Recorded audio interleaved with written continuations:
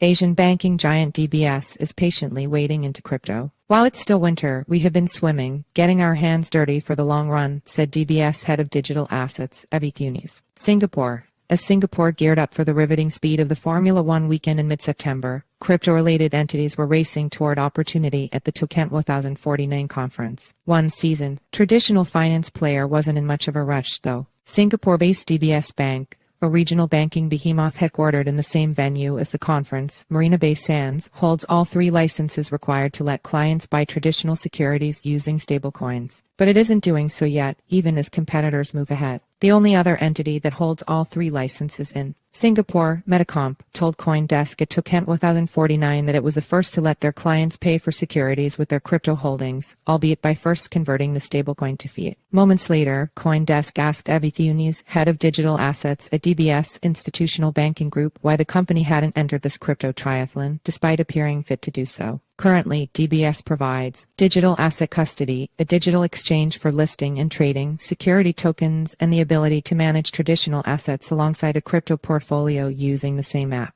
I like your triathlon analogy, said Theunis, but I'd say while it's still winter, we have been swimming. Maybe it's fair to suggest we're not going as deep as some of the very focused players, but we're still doing a lot getting our hands dirty for the long run. The technical reason for not offering the stablecoin service, Theunis explained, related to how DBS tracks any tokens it processes. For non-stablecoin cryptocurrencies, DBS traces every wallet a token has ever touched before it enters the token into its system. Can you imagine doing that for stablecoins? That was a technical difficulty because stablecoins are multi-chain, they cross bridges, etc. Theunis said, adding this is why, for some time now, DBS has only offered Bitcoin BTC, Ether ETH XRP, Bitcoin Cash BCH DOT, and ADA trading, because we want everything that comes into the bank to be foolproof. In sporting terminology, DBS, a major player in China, Hong Kong, Indonesia, and South Korea, is arguably the Elliot Kipchoge of finance in the region. If digital assets were a triathlon, it may not be the reigning champion, but it sure knows how to win. Given crypto's volatility, DBS brand recognition as the safest bank in Asia for 14 consecutive years makes every step it takes towards crypto a giant step towards legitimacy for the space. DBS started its digital asset platform, DBS Digital Exchange, in 2020, Theunis said. We go into things early, not to run sprints but to see how things evolve, she said. In a panel at Token 2049, she revealed that digital assets under custody at DBS grew around 150% year-on-year as of the end of the second quarter. For comparison, BTC and ETH prices rose 50% and 80% respectively in the same period, according to CoinMarketCap. Theunis is at the helm of DBS Digital Assets journey. She originates from Brussels, but given she's been based in Singapore for almost a decade, she is a unique leader bridging the gap between the West and East's understanding of crypto. The whole ecosystem benefits when regulators and the industry collaborate closely, and this is evident, especially in Singapore, Theunis said. This relationship-led approach is a key driver of innovation and could be a model for other jurisdictions. DBS' largest and controlling shareholder is the Singapore government-owned Temasek Holdings. It's no surprise then that its digital asset strategy appears to walk in step with the monetary policy of the region. This became apparent most in February 2022 when DBS Piyush Gupta revealed plans to launch retail digital asset trading by the end of the year.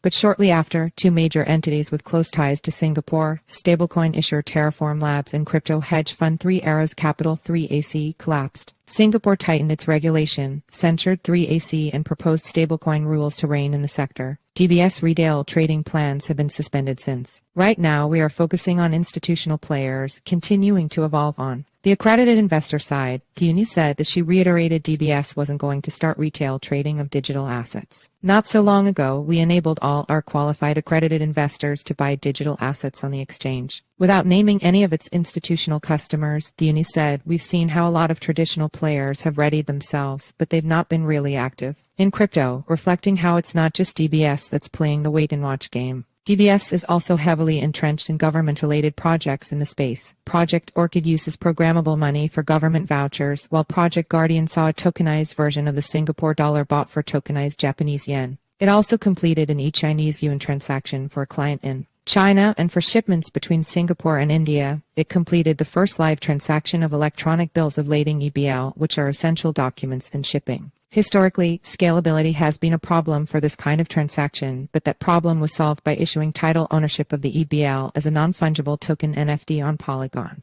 institutions like ours are dependent on builders to make blockchain technology ready for scalable adoption, like with EBLs on a blockchain. That's why we are participating in all these initiatives to bring together and work with builders, Theunis said. I would encourage builders to talk to institutions more about their use cases, which will take time.